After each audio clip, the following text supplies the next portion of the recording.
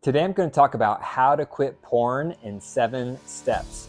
Welcome to the Dr. Wyatt Show. I'm your host, Dr. Wyatt Fisher, a licensed psychologist specializing in couples counseling. So a lot of people want to know how to quit porn, and they want to quit porn for a variety of factors. One reason is because of moral conviction. They feel like it's wrong and they want to get rid of it, get it out of their life because they feel morally convicted. Other people, it's because of their health. They're so hooked on porn that it's impairing their health because they never go outside or they never socialize or they're constantly late to work. It's creating impairment in 1 or 2 areas of their life. So they want to get rid of porn because it's creating unhealthy behavior in their life.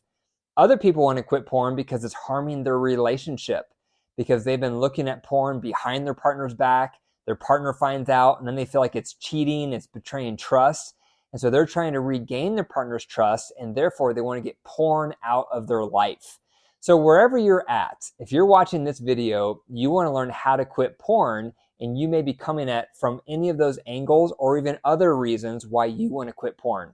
So let's get to it. So the first thing to consider to quit porn is you want to know your why. So why are you wanting to quit porn? What is your value? What are you going to get out of quitting porn? How is it going to make your life better when you quit porn? You want to really become intentional with your values and your ideas behind why you want to quit porn. So maybe for you, it is because you're morally convicted. So for you, you're going to have a clear conscience. You're going to feel like you have better integrity, and maybe that's your why. For you, maybe it's because of your health. So you want to quit porn so that you feel healthier in life, so you have better balance, so you have more connections with other people, so you can optimize your health by going to the gym more and getting outdoors more and eating healthier, so you're not just hooked on porn. Maybe that's your why, so you can get healthier. Or maybe your why is so that you can better your relationship because it's harmed your relationship. So your why is to regain trust. But whatever your why is, it's important to identify it, because there's going to be moments in your journey to quit porn that are going to be very hard, and you're going to go backwards, and then you're going to want to go forward. It's going to be a struggle, like any addiction is. When you're breaking it, it can be a challenge. So in those moments, it's important to remind yourself of your why.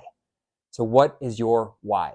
Number 2 is, what hole is it filling in your soul? People look at porn for a lot of different reasons. Sometimes it is because they're sexually frustrated in their relationship, so they start looking to porn to fill that hole of sexual frustration. Other times it's because someone's really lonely, and when they're looking at porn, it helps to fill that hole of loneliness.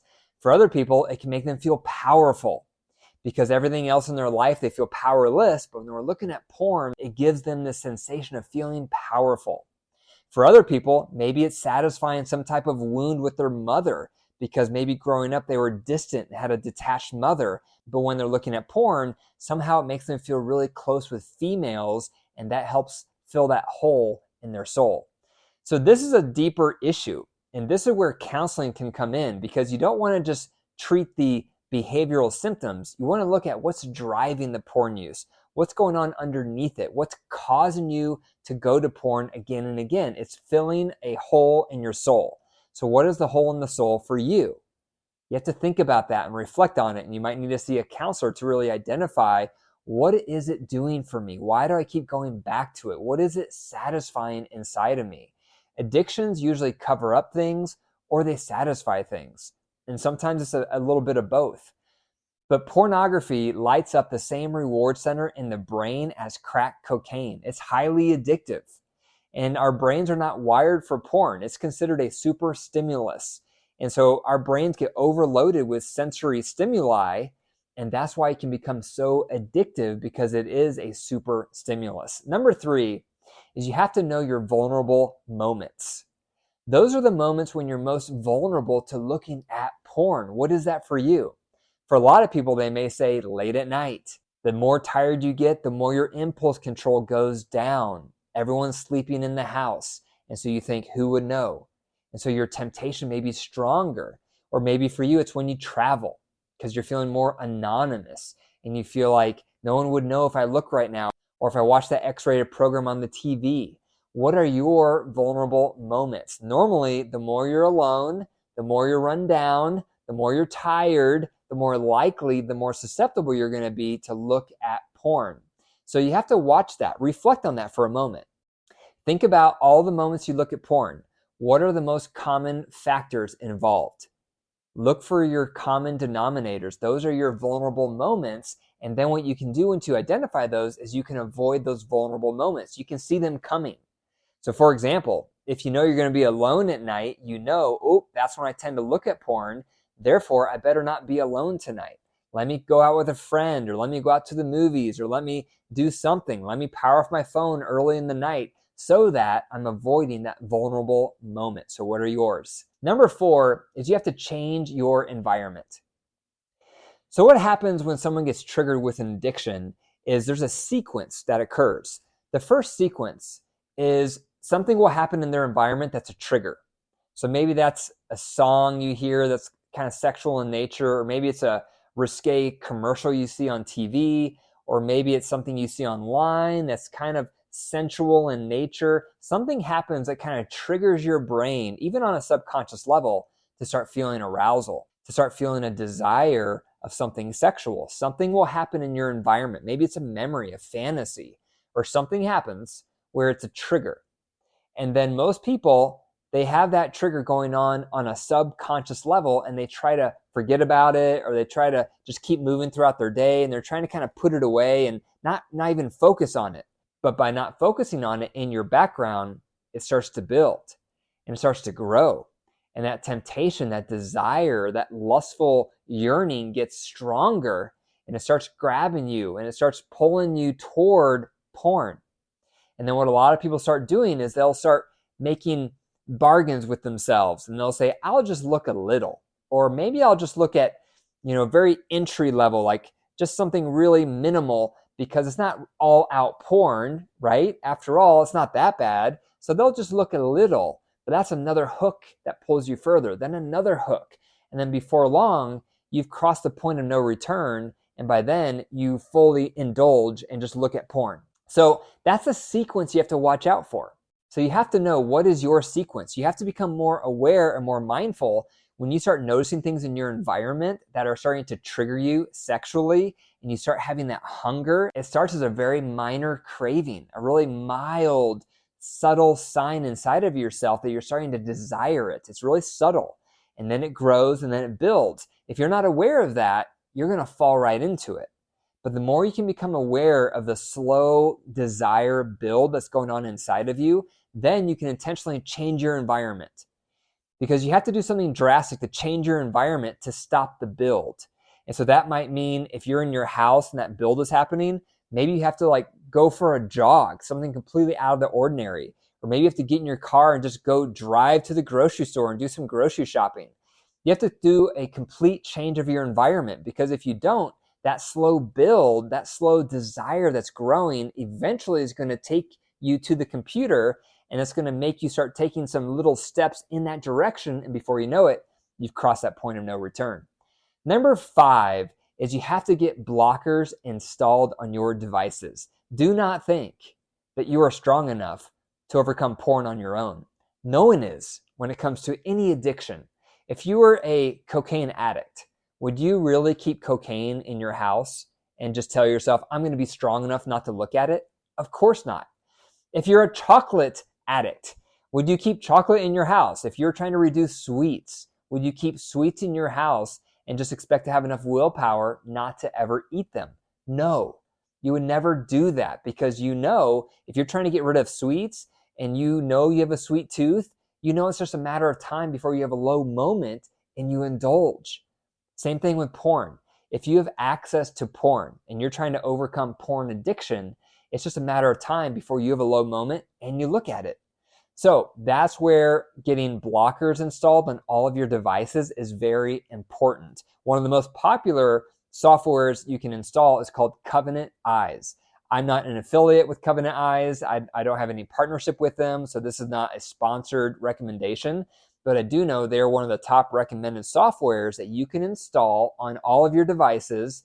And what that does is it prevents you from looking at porn when you have those low moments. So that if you have a low moment and you're starting to feel tempted and you go reach for your tablet, you reach for your phone, you reach for your your laptop, whatever, you reach for it, but you can't access it because Covenant Eyes blocks access to it.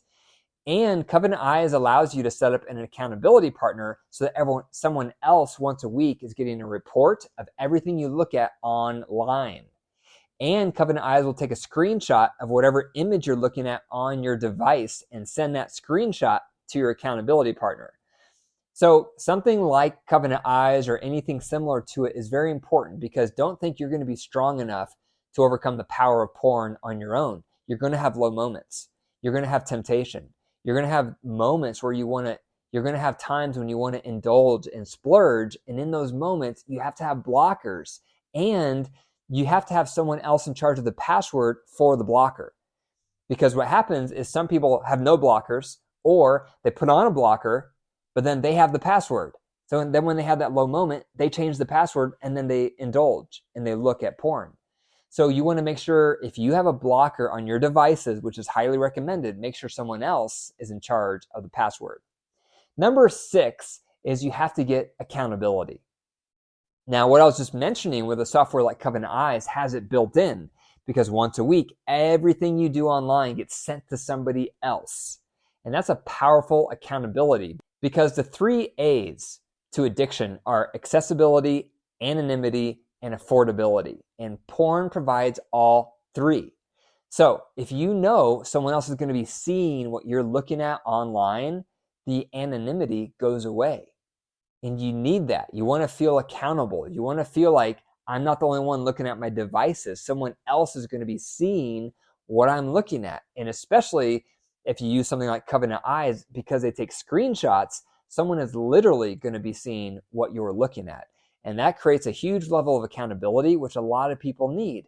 That's why everyone who's an addict of anything needs an accountability support group. That's why Alcoholics Anonymous is so popular, because people go there several days a week and they have accountability with other people so they can talk about their journey, their struggles, their lapses, their relapses, and you need the same.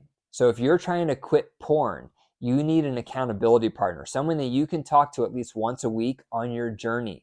And ideally, that's someone who can also relate with the struggle of overcoming pornography as well, so that they can resonate with your struggle. They can encourage you. They can help you because they've been through it themselves. Because you don't want to go this alone. You don't want to be isolated in your journey to overcome pornography.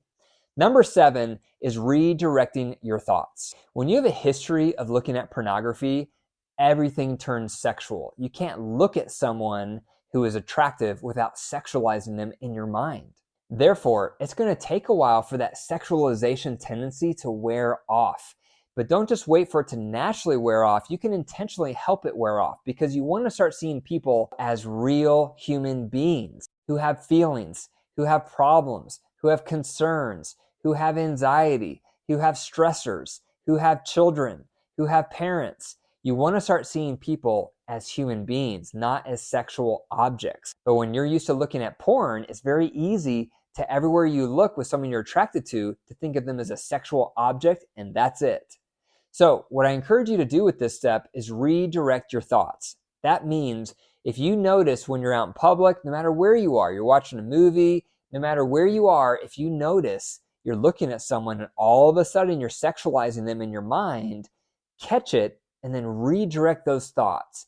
Either redirect those thoughts to your partner if you're in a committed relationship, or redirect those thoughts to something completely different.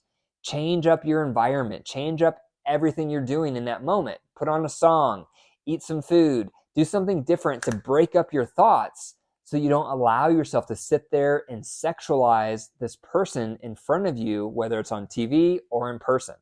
That's important, because part of the healing process after you quit porn is starting to see people as whole people, not sexual objects. So those are 7 ways to quit porn. Number 1 is you have to know your why.